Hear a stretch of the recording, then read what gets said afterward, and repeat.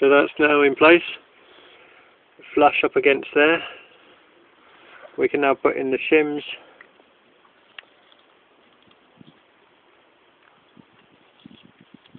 On they go on the end of the axle spindle. Secure them with the circlip. I can't do that with one hand. And then we can put these Allen bolts back here all the way around.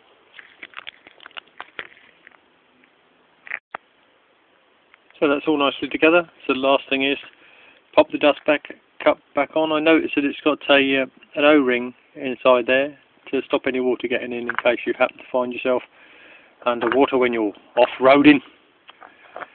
So we'll tap that back on.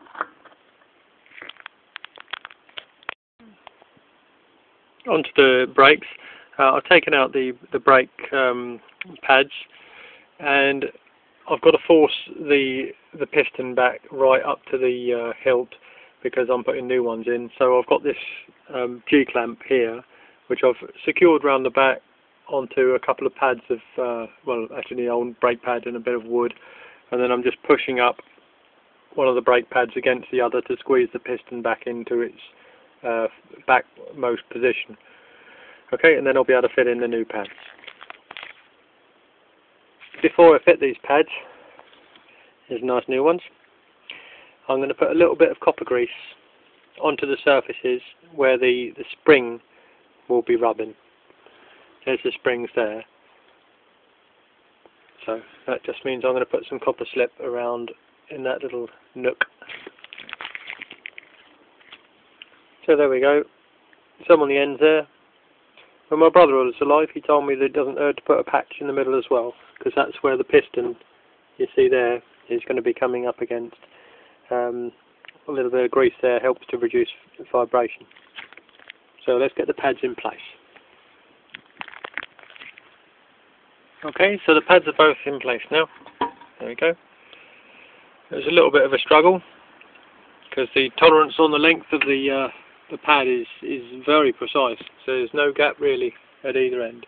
So I'm going to have to pull this part, in any case, this way on those little travellers there, so that it will slip over the disc. So I'll just lever that apart.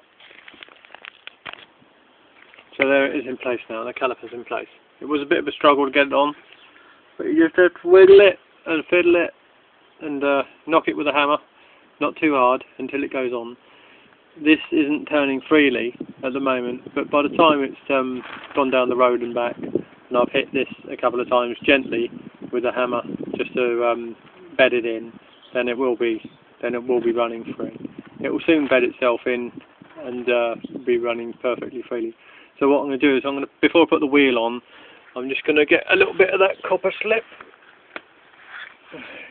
grease, and just put a little dob on each of these stubs, just so that nothing gets stuck. I hope that you have a great time if you're changing your discs on your L200, and I hope you find this video useful. Cheers.